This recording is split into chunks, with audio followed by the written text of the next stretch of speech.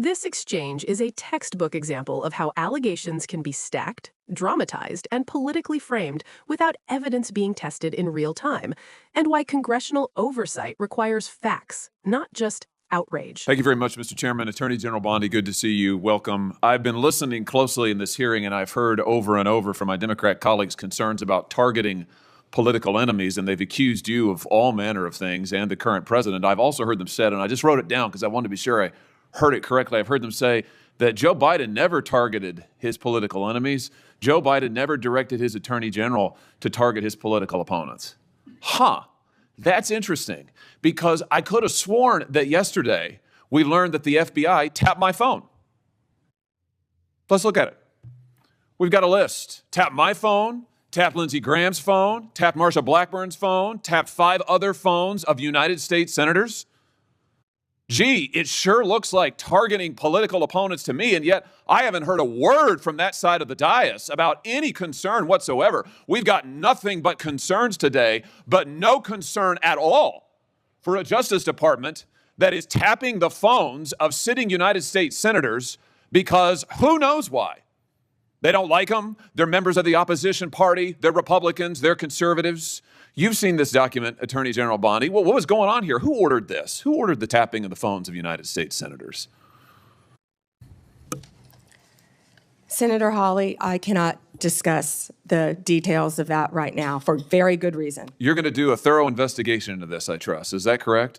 We will be looking at all aspects of this, and I have talked to Director Patel at length about and this. You're going to figure out who was involved in this, who signed off on it, who knew about it. You're going to get to the bottom of all of it. Is it correct? Yes, and I've spoken to Director Patel about it, and he is committed to doing this. Well, I can tell you, we already know many of the details. We already know that this was ordered by the Special Prosecutor Jack Smith, who reported directly to the Attorney General of the United States, Merrick Garland. And we know that Jack Smith was on his witch hunt because he was directed to do so by the President of the United States, Joe Biden. Let's just remember. Let's take a walk down memory lane. April 2nd, 2022, the New York Times. Garland faces growing pressure. The Times says as recently as late last year, that would have been 2021, Mr. Biden confided to his inner circle he believed former President Trump was a threat to democracy and should be prosecuted. It goes on to say that Biden was frustrated with Garland and wanted him to take decisive action against Trump. Here's what we're talking about. Trump, of course, was a private citizen at the time. So he appoints his own hitman, Jack Smith, who goes after the president, former president, who goes after members of this body. You know, the thing about it, though, that really strikes me is that it didn't stop with members of the United States Senate. Did it, Attorney General Bondi? It didn't stop here at all. I mean, just as egregious, maybe more so than tapping the phones of U.S. senators, is this memo that I know you've seen before. Let's just look at it again. This is an FBI memo from the same time period, I might add, from the same time period, in which the Federal Bureau of Investigation attempts to recruit informants into Catholic parishes in this country. So here you have an administration that is activating the FBI against its political opponents and tapping the phones of United States senators. Can I just say that again for my colleagues, for the benefit of my colleagues on the other side of the dais? Tapping the phones of United States senators. This isn't hypothetical. This isn't maybe what will you do in the future. This isn't, oh, gee, can you imagine the situation? This happened. This happened. And this happened, the targeting of Catholics in this country because Joe Biden and his FBI didn't like Catholics who went to a certain kind of mass. I mean, good God in heaven, what is happening to this country? What happened under Joe Biden? Or then how about this, the infamous school board memo, where Merrick Garland, at the direction of the White House, issued a memo activating the FBI's counterterrorism division against parents who attended school board meetings and had the temerity to ask what their kids were being taught. And some of those parents were treated like this. Let's remember how parents were treated. Treated like this man. That's right. A parent at a school board meeting, I think in Virginia, who was drug out of the school board meeting. He's bloodied there, you can see it. And what was the response of Joe Biden's DOJ and FBI? It was to issue a memorandum saying that people like this ought to be investigated by the counterterrorism unit. And unbelievably, they were. They were.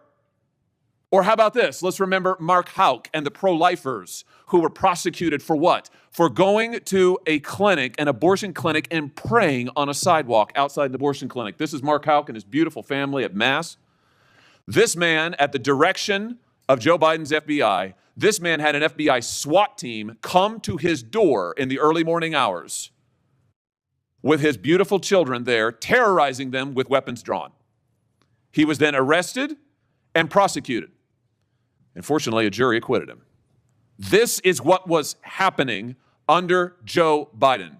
United States senators spied upon. Former presidents, the political opponents of the president at the time, targeted, prosecuted. Pro-lifers, targeted, prosecuted. Catholics, targeted, prosecuted. 92 conservative organizations put under surveillance, targeted for potential prosecution.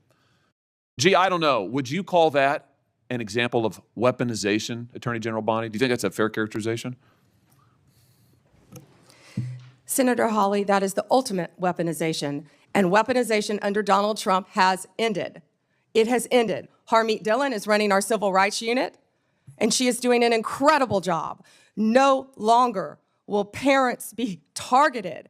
No longer will parents who care about whether their elementary school children have to read a transgender book be targeted and told they cannot have any say in their child's education. That has ended under this administration. People can worship freely, whether they're Catholics at synagogues or Muslims. Everyone can worship freely. That was the ultimate weaponization. They were targeting Catholics. No longer. They have been targeting so many American citizens throughout this country. And Senator Hawley, you have been a champion of this, and thank you for being a champion of that. But under Donald Trump's watch, it has ended. You know, I think about some of the abuses of power in this country's history, and there's been, sadly, a lot of them by members of the executive branch over the years, whether it's Watergate, whether it's what J. Edgar Hoover did in his time at the FBI, spying on many public figures, RFK, MLK, JFK, you name it.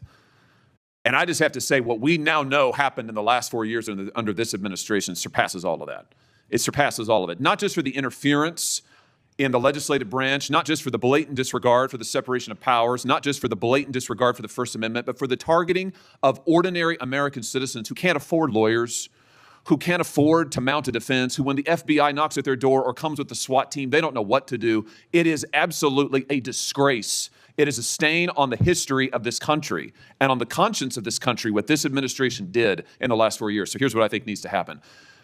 Madam Attorney General, I think we need a special prosecutor to be appointed whose sole responsibility will be to get to the bottom of what has happened in every instance that I have just named. I think we need to know exactly who approved the wiretaps on United States senators, who knew about it, what agents were involved at DOJ or the FBI. I think we need to know exactly who signed off on the Catholic memo, the spying memo, who was involved with it, how far did it go. I think we need to know exactly who authorized the prosecution of Mark Houck, who terrorized pro-lifers and tried to intimidate them. I think we need to know that, Mr. Chairman, this committee needs to do oversight hearings. We need to have thorough hearings into what has happened these last 4 years and this abuse that has now just been uncovered, because we have to ensure that it stops. As you just said, Attorney General Bondi, we have to ensure that it stops. This chapter in American history needs to come to a close, never to be opened again. The use of the most powerful law enforcement bodies in the world against ordinary citizens and political opponents must end once and for all. And we have a chance to do it, and it needs to be done with a thorough investigation, full transparency. And those who violated laws need to be prosecuted. I thank you for what you're doing, Attorney General Bondi. I hope that you will launch a thorough investigation. I hope you'll appoint a special prosecutor. Mr. Chairman, I hope we'll hold hearings. And with that, I yield. Senator Hawley's line of questioning is built on a cascade of assertions, not verified findings. He treats claims as conclusions, that phones were tapped, that the actions were politically motivated, that President Biden ordered prosecutions, and that Jack Smith acted as a hitman. None of those claims were substantiated during the hearing, yet they were presented as settled truth. That matters because Congress is not cable news. It's supposed to be a fact-finding institution. Attorney General Bondi's response is also revealing. She does not confirm that senators' phones were tapped, does not validate Hawley's narrative, and does not provide evidence tying any alleged surveillance to political targeting. Instead, she repeatedly says she cannot discuss details and promises a review. That silence is then exploited to imply guilt. This is a classic tactic. Absence of disclosure is framed as confirmation. What's especially important from a democratic perspective is how law enforcement processes are being deliberately blurred. Wiretaps, if they exist, require judicial approval. They are not ordered by presidents on a whim. Presenting them as political vendettas without acknowledging court oversight undermines public trust in the rule of law and the separation of powers. The comparison to Watergate, Hoover-era abuses, and counterterrorism actions against parents or religious groups is also misleading. These situations differ vastly in scope, legal basis, and factual record. Lumping them together creates a narrative of systemic persecution without demonstrating systemic proof. Equally troubling is the call for a special prosecutor before establishing wrongdoing. That flips accountability on its head. Investigations are meant to follow evidence, not political anger. Democrats have consistently argued that the Justice Department must remain independent, whether the target is a former president, a protester, or a sitting senator. Independence does not mean immunity, and oversight does not mean spectacle. There is also a broader danger here: weaponizing the concept of weaponization. When every lawful investigation is branded as political persecution, it creates a precedent where powerful officials can shield themselves from scrutiny simply by alleging bias. That erodes democracy far more than any investigation ever could. Finally, the rhetoric about parents, Catholics, and pro-life activists ignores an essential truth. No one is above the law, but no one should be targeted for their beliefs alone. The line between belief and action matters. Democratic governance depends on enforcing laws evenly while protecting constitutional rights, both at the same time. The takeaway is clear. Oversight must be rooted in evidence, transparency, and constitutional process, not in dramatic claims designed to inflame outrage. If wrongdoing occurred, it should be proven. If it didn't, Congress has a responsibility not to mislead the public into believing democracy itself has collapsed. That balance, accountability without demagoguery, is what Democrats continue to defend.